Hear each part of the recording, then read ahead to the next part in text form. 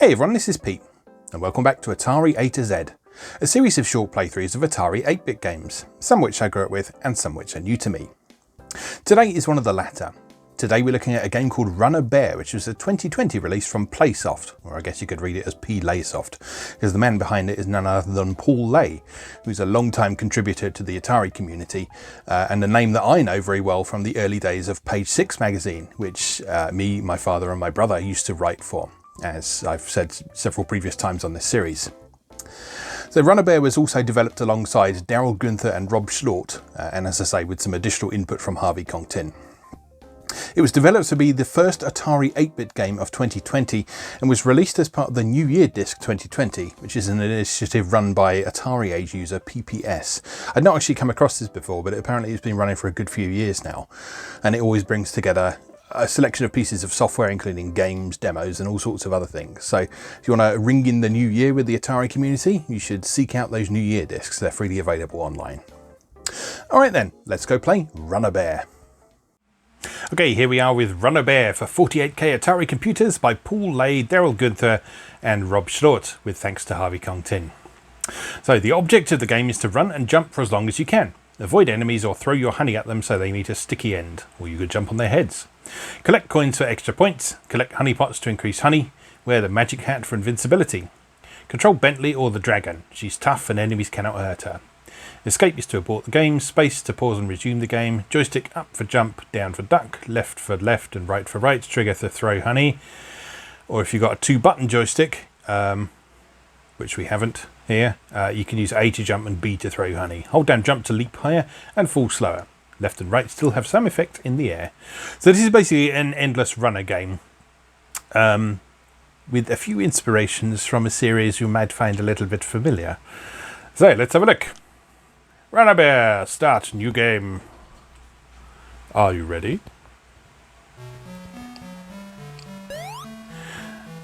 So this is Bentley Bear from Crystal Castles, obviously. And there's a lot of Crystal Castles references in here. But there's also a lot of Super Mario references as well, as you could probably tell from the visual style.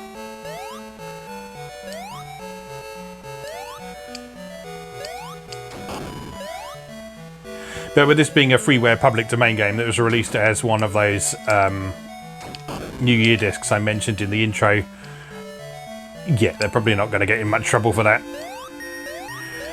Despite the absolutely shameless use of Mario music, such as we've got here.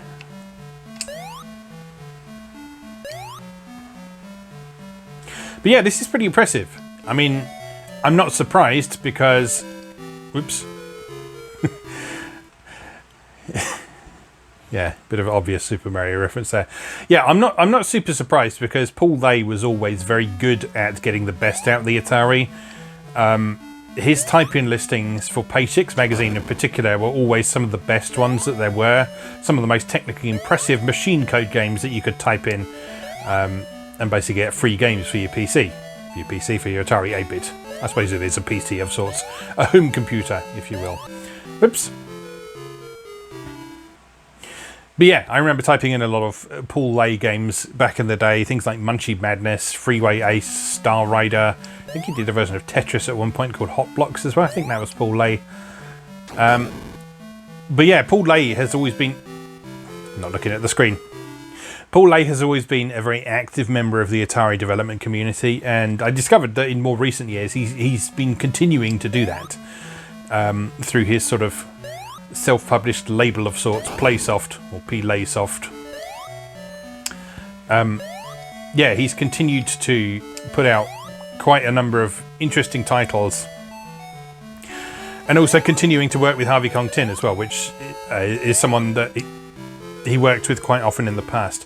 If I remember correctly, I think they worked together on Hawk Quest, which is an ambitious game that I've never actually managed to really get running properly on emulator, so I haven't been able to cover it on this series to capture video from it. But that was a game that was quite notorious back in the day for being amazing, but for some reason no one wanted to publish it. And so, as Page 6 magazine often did back in the day, Page 6 ran a big campaign to get that game published. And unlike some other similar situations, Page 6 decided that in that instance they didn't want to publish it themselves because they thought it was too good. They thought it was worthy of a proper retail release on store shelves rather than just being a mail order thing that you got from a specialist magazine. And they were right. From what I've seen of Hawk Quest, when I've managed to get it working properly, it is a ridiculously high quality game that's very, very ambitious, very, very clever, and yeah, would have been perfectly in keeping with the full price software market on the Atari 8-bit at the time. Offhand, I'm not 100% sure exactly what happened.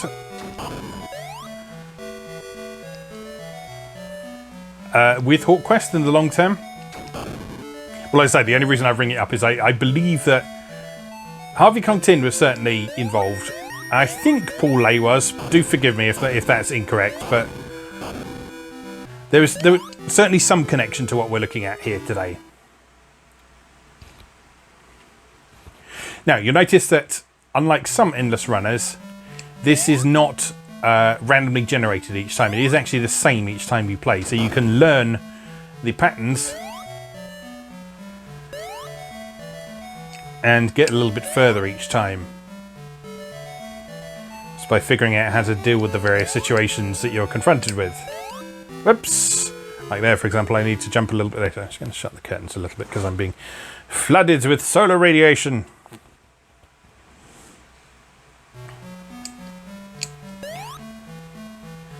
But yeah, there's lots of lovely little references in this, like the swans you see flying past in the background sometimes. Those are references to a very commonly seen Atari demo, which would often run on sort of demo kiosks in stores and at computer shows and so on, where there was like a colourful Atari logo and there was that animated swan flying past. And in fact, you see that demo during my end credit sequence on this series. It's the same swan, so they've just pinched that sprite basically.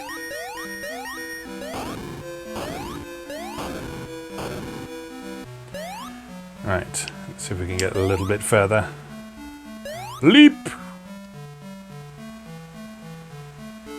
Well, I beat my high score.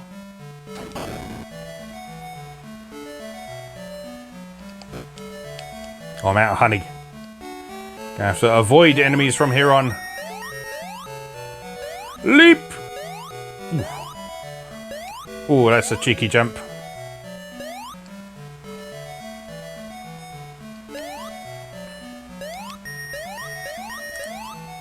Honey, hooray! Oh no! Yeah, this game's a great example of what the Atari 8-bit is capable of, with its smooth scrolling and its sprites and its graphics and so on. Yeah. As I say, Paul Lay was always an absolute master of getting the best out of the Atari with his games, and this is a fine example of that. Now we can actually continue from where we left off, so I'm going to hit C. That resets your score, but it allows you to pick up from where you were in the stage and continue from there.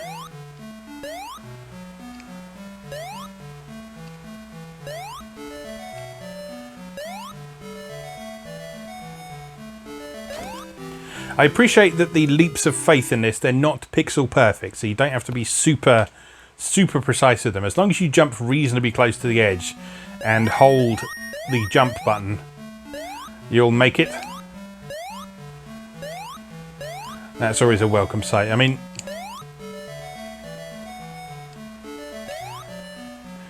nobody loves leaps of faith, obviously, but in this case, there's sort of an established language to it that you can understand. You know that if you can't see where the platform is going to... Atari! You know that if you can't see the platform you need to land on... Oh no! Then you need to do one of the big jumps by holding the jump button or holding up on the joystick.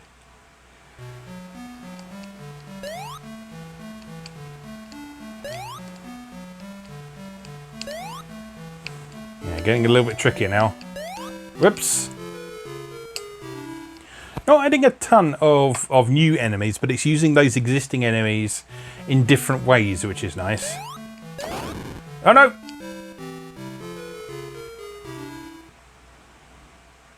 Well, back to the beginning for me. We should be able to get a good score now, though.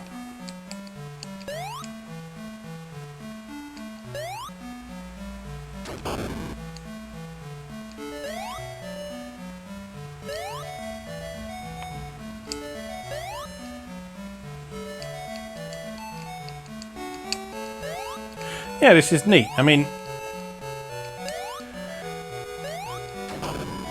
obviously structurally it's a little bit limited, but it does the job, and it's a very solidly designed example of what it's going for. It's an endless runner that works well. It doesn't overcomplicate its controls unnecessarily. The controls it does have are nice and... No! Every time I look away from the screen. The controls it does have are nicely responsive. Like, you push up, you immediately jump. You push fire, you immediately fire. There's no sort of sluggishness or delay on that. So you can react quickly to those incoming threats, which is great.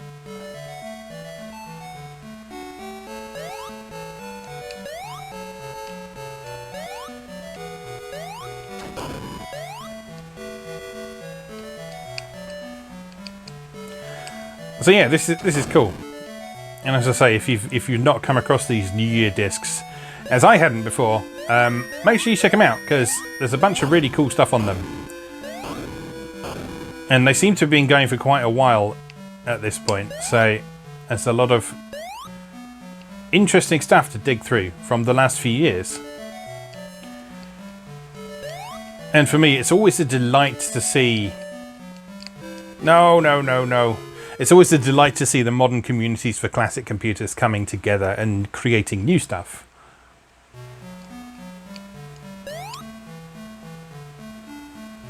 It's because those years that have unfolded since the original release of those computers mean that there's much greater mastery over the hardware and what it's possible to do with that hardware. In many cases, doing things that you wouldn't have dreamed... Oh, bollocks. You wouldn't have dreamed were possible back in the day. Like, the parallax scrolling in this, for example. I mean, I'm pretty sure I did see some examples of parallax scrolling on the Atari 8-bit back in the day, but for the most part, parallax scrolling was assumed to be sort of a 16-bit thing. And even the ST wasn't very good at it. So it was more commonly associated with like consoles, and the Amiga in particular was very good at it. And so it always pleases me greatly to see parallax scrolling on the Atari 8-bit, because it's like, ha, yes, we can do this, so suck it. And you'll see that it's proper parallax scrolling. It's layers going behind other layers, and it's not that sort of fake parallax scrolling you see in some instances where there's just like different lines on the screen moving at different speeds.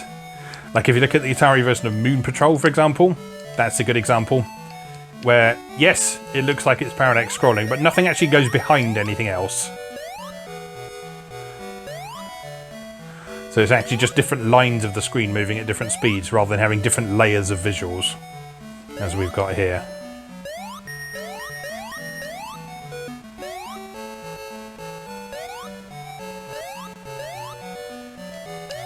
No! Oh, right on my high score. Right, again, this is addictive. That's the thing with endless runners. The good ones inspire you to want just one more go. And the really good ones make it a nicely... I hate to use this word because it's used by horrible people, but frictionless. It makes it so that it's not an effort or an inconvenience to try again. You can just try again, and like there's no loading breaks, there's no faffing around waiting, there's no real downtime. You're just straight back into the game to enjoy it.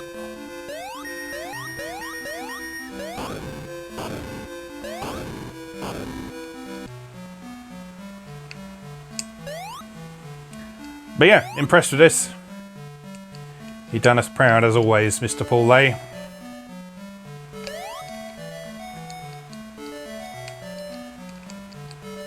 Not that I would expect anything less at this point.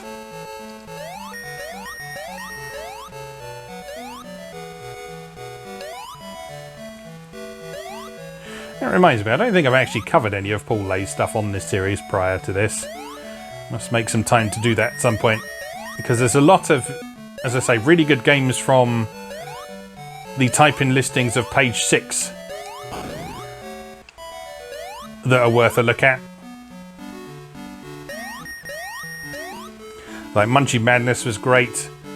That was sort of his big one. It was sort of positioned by page 6 as the greatest type-in listing we've ever had. Oh no. And that sort of thing. And it had a construction set that was published in a subsequent issue where you could make your own levels for it. But as I say, there were some other great games that I remember typing in as well. I remember liking Freeway Ace quite a bit because that was a sort of vaguely pole position-esque racer. Star Rider was a really graphically nice sort of crosshair-based shoot-'em-up. And as I say, I believe Hot Blocks was Paul Lay. Hot Blocks was it was a Tetris clone basically, but at the time Tetris was particularly widespread, but there weren't any real sort of high-profile versions of it on Atari 8-bit. So they have a type-in version available in a magazine was really nice.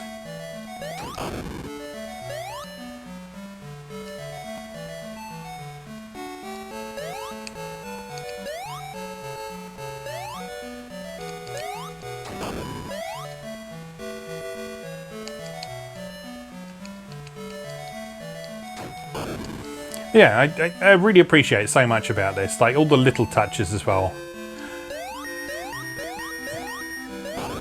I like how, although the background music is ripping off Mario in a number of sections, it also sounds very much like the music from Crystal Castles in the arcade in terms of the sort of timbre of the sounds that are being used. There's just so much really nice attention to detail in this. Oh no! Curses! One more go. Last try. Let's see if we can beat that high score.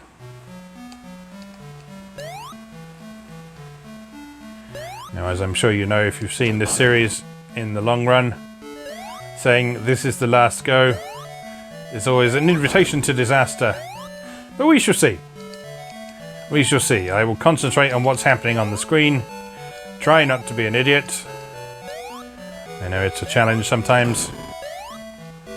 Especially for someone who is such a magnificent idiot as me.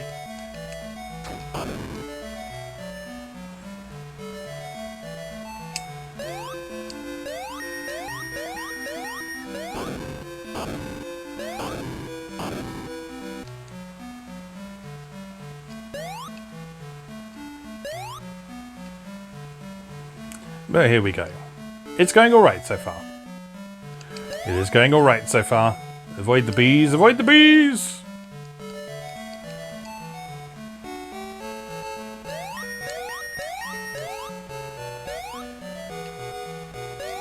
Leap!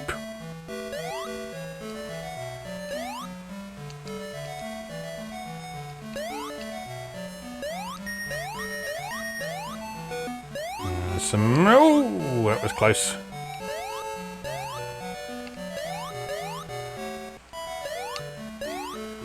Okay, going alright. Hold her steady.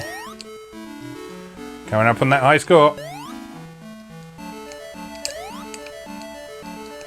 Right, watch out for Batilda. Oh, every time I get hit by that one. Right, I'm happy with that though. I didn't quite meet the high score, but I'm happy with that. Yeah, that's cool. Check that out. You can find a downloadable XEX file that is just a game by itself, or you can download the disc image for New Year Disc 2020 as well and get all the other stuff as well. So, like I say, do check those out because there's a real variety of cool stuff on those discs that I didn't know existed until quite recently. So, yeah, take the time to explore them for yourself. For now though, I'll just say, as always, thank you very much for watching, and I'll see you again next time.